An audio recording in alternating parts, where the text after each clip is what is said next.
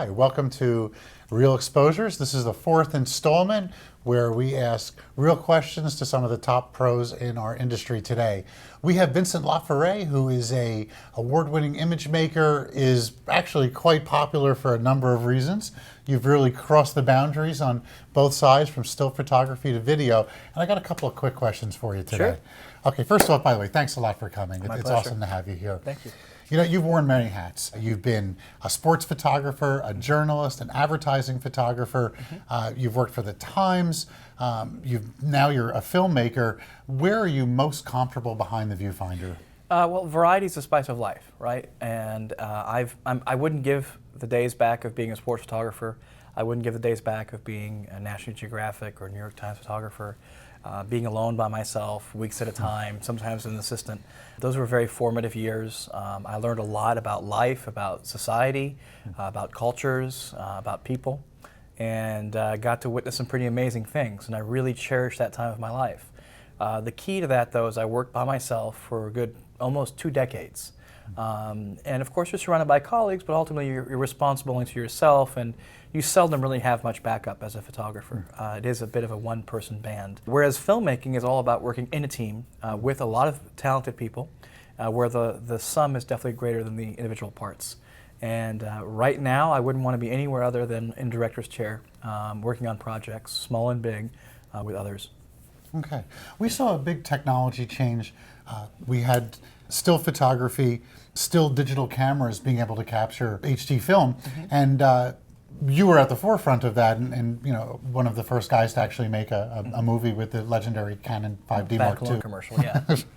Well, actually, it was pretty damn good, and it was very New York, so we like that Right, here. You know, sure. we're a New York company. That was a big technological shift. A lot of us thought that still photography would go the way of the dodo by taking image grabs from video, and it seemed to be the other way around. All of a sudden, video cameras have taken a hit from this HD DSLR technology. Right. What would you say is your prediction for the next technological leap that will be the game changer? I think you're going to see an erosion between the distinction between video and film. That, you know, when you have companies like Red making 5K cameras that you can shoot at 120 frames per second and shoot full raw images that are effectively 14 megapixel stills. In fact, they call their camera the DSMC, the Digital Still and Motion Capture device. You're going to see an erosion. That being said, there's so many differences, and I know as well as anyone, between photography and filmmaking. It's a very different set of skills. I think in the commercial world, in certain product areas, you're going to see that erosion pretty heavily. But I think in terms of photojournalism, in terms of you know, narrative storytelling, those are still quite distinct worlds, and it'll be a while before those distinctions are erased. But technology does often drive change, and I think in this case, you got to ask the question, you know, for certain circumstances, do you really need a second still camera? Or can you pull frame grabs that are sharp enough and high quality enough to replace having a second capture device? So on this, this talk of technology and the way this evolves, would you say that creativity drives technology, or does technology drive creativity? I think it's a symbiotic relationship. Without technology, creatives can't really render what's in their minds and hearts onto the screen or onto paper or whatever the final output format is. You've got to have the technology supporting the ability of the imagination to become real. So that's very important. At the same time, technology by itself does nothing. You know, a video camera or a still camera just sits there. It takes a creative person to really do things with it, often that they weren't intended to do. When the Canon 5D Mark II came out, a lot of people at Canon were perplexed and confused and even unhappy, saying this was not meant to be what it is. It's meant to be a still camera that happens to shoot video, and all people want to do with the 5D Mark II is shoot video. That was not the intent, but creatives took that ability and pushed it forward. You know, talking about pushing forward, as I've looked at your work and kind of looked into you, and you know, you came to the event space. You were our first real speaker at the event space 4 years ago in November of 2007. I hate to be the first unreal speaker. Zombies are very hip right now, you know. One of the cool things I've seen that you've done, not that you're necessarily the inventor, but you adapt technology so well. And I'd like to say that in a way, you're a visual Thomas Edison, by taking different things, like even pioneering this work with remote controlled devices. Where did you get the inspiration for that to work with RC helicopters? Well, the only thing I'll accept Thomas Edison was that, when I saw the 5D Mark II, I did have a light bulb go off on top of my head, and it didn't just go on and burst. What I try to do, and it's actually an active thing, is I look at every technology that comes out, and I see what the manufacturer is selling it as. And I say, I really don't care about that. What does this thing do that nothing else has done before? And how can I adapt that to a story? Because story is always first. And when the 1D Mark IV came out, for example, I had asked to do something with it weeks prior. They said they weren't going to have it in time. It finally showed up at my door. I didn't have time to shoot something. But when I saw that it could basically shoot and see stuff that my naked eye couldn't see, I knew I had to do something that used all natural light at night. So we shot Nocturne over 3 nights because the camera was really revolutionary. And we lent the story to adapt itself to that. So, I think my thing, if you will, is to look at technology and say, okay, this is what they're selling it as. Here's what I can do with it that they haven't thought of before. Or more importantly, that no one's done before. That's the key, is how can you do something that no one's done before? And as I've moved in more and more into filmmaking, it's also not just doing camera tests, which is what Reverie was to a certain degree, and trying to tell stories, which is more like Mobius now. And ultimately coming to the realization that to make a great film, it has to have a fantastic story that carries it through. Story is dead, absolutely. No one cares if the story isn't good. Right, exactly. And sometimes you don't have that luxury. The reason Reverie was what it was that I had 12 hours to prepare. For Nocturne, 3 days. You managed to secure a helicopter. Exactly. It barely managed to secure wardrobe, let alone models, let alone helicopters. But Nocturne was 3 days. Finally, Mobius, we had 3 weeks. So we had a bit of time to write a good, solid little script. Are you very satisfied with Mobius? It's the first thing I've shot that I'm happy with. Okay. All right. So a studio in Hollywood gives you a blank check to work with. What's the movie going to be about, and who would you like to star in it? Well, all that starts with a story. So first I'd have to find the story. Of course, there's a lot of stories I have in my Rolodex that are meant for realistic budgets. I don't have that many that are the $200 million films yet because I'm, although I have it in my mind, I'm realistic that my first film will likely be a $3 to maybe $6 million film if I'm lucky. And maybe if I'm very lucky, a $50 million film someday, and then bigger and bigger. But the story will drive who the actor is. The story will drive where the budget needs to be. And while I actually have an idea right now that we're molding, that can mold depending on the size of the budget. That depends on the scope of how you shoot it. So it's all story driven. Okay. It's not here's $10 million, make a film with that. A sci-fi, a period piece. Any of those. Period piece and sci-fi tend to be much more expensive, especially period pieces. But definitely drama, sci-fi, something narrative with some good soul and story to it. I'm not a comedy guy. Definitely not romantic comedy or romance. It's not really my thing. I know what I don't want to do. But action, but not Transformers. No Michael Bay for you? No Michael Bay. He's one of the most amazing visual storytellers and really knows how to move the camera.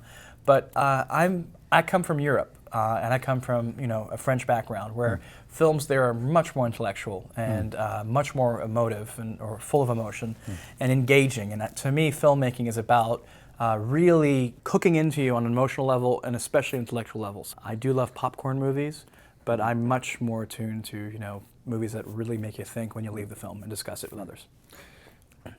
Who's your mentor? Who's your primary influence? So many. I mean, people always ask me who my favorite photographer is, and I would say Bresson, Versailles, Depardieu, James Knockway, Christopher Morris, the Turnley brothers, Amy Vitale.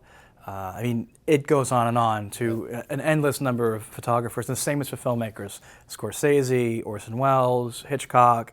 I mean, I can't even start. I'm not just a one person that I'd want to be. I think it's important. When I was a young photographer, I would look at every magazine and newspaper I can get my hands on and study them. And now as a filmmaker, I do the same with films and television shows.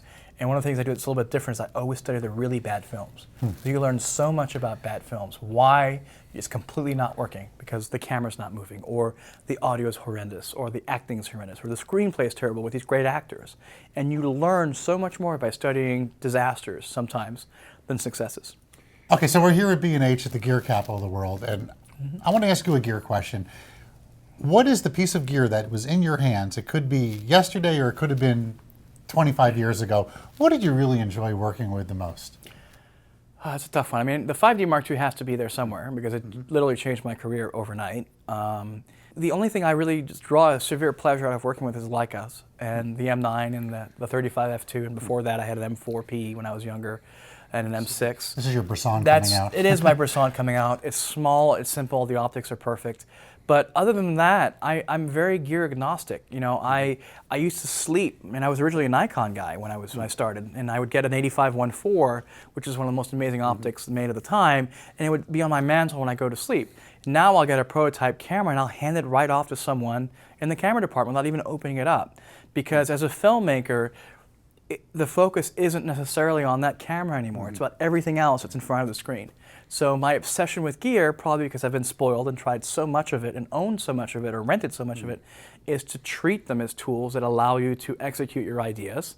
I find that gear doesn't allow you to make pictures. Bad gear stands in the way of you making good pictures or good films. Ultimately, you can have the best lens and the best camera in the world. If you don't know what you're doing, you're going to fail. Or you can have the crappiest camera and lens, but if you're really good at what you're doing and know how to use it to its strengths, that's the key, is finding the strengths and weaknesses of each piece of gear. You'll do some pretty amazing stuff. That's awesome. Okay, so here at Real Exposures, we want to try something a little bit new. Sure. And I want you to be unabashed on this one. Sure. We're like quick word association Sure. here. Okay. So first thing comes to your mind, just kind of shout it out. So, okay. Photoshop. World. Telephoto. Lens. Wide angle. Ugly. 16 millimeter. Too wide. 35 millimeter. Bresson. James Cameron. If I had 10 years to work on a film, I'm not sure I would stick with the script for Avatar. Okay. and Unobtainium. Peter Jackson. Pretty revolutionary guy. The way 3D and camera movement and heart. Okay, I'm not going to give you any more directors. We're not going to go in now, so Yeah. we're going to let you go on that one. One thing I want to congratulate you on is your first book. Mm-hmm. You know, you got movies, you got a lot of credits under your belt. Now you've got a book, and this sums up your entire career, and it's stories about everything that you've done. Mm-hmm. Basically, Visual Stories is a book that I was asked to do by Peach Pit 3 years ago, and my answer was, I'm not dead yet, or I'm not retired. You know, I'm only, at that time I was 35 or 34. And I said, you know, I've got a long way to go. But as I transferred into directing, I realized, well, before I forget all of these stories and these events, let me translate that into a book. And I wrote a book that I would want to read. It's not a technical book, and that doesn't talk too much about aperture and shutter speed. It does cover lighting, it does cover lens selection, but it talks a lot more about the psychology and the thought process of all the stories that went behind a lot of the images that are the most successful in my career, how I got there, the mistakes I made, the mistakes I avoided, the competitive nature of photography, the risk-taking, you know, and balancing stress and pressure with more of a Zen-like attitude. And people have really enjoyed the book, especially people that are not necessarily photographers, which is to me the ultimate compliment. And it's been really well received. So it's called Visual Stories, and you can get it on Peach Pit, on Amazon, on Barnes & Noble, and at B&H. Great. You know, it really is an awesome book, I have to say. And if I could do a word association with the book, visuals and inspirational. Because it makes you want to get out there and create. Listen, it was really a pleasure to have you here, and I look forward to your presentations here at B&H. And thank you very much, and lots of good luck into the future. My pleasure. What comes next. Thank you. Thank you very much. For more information, please visit us online, give us a call, or stop by our New York City Superstore. You can also connect with us on the web.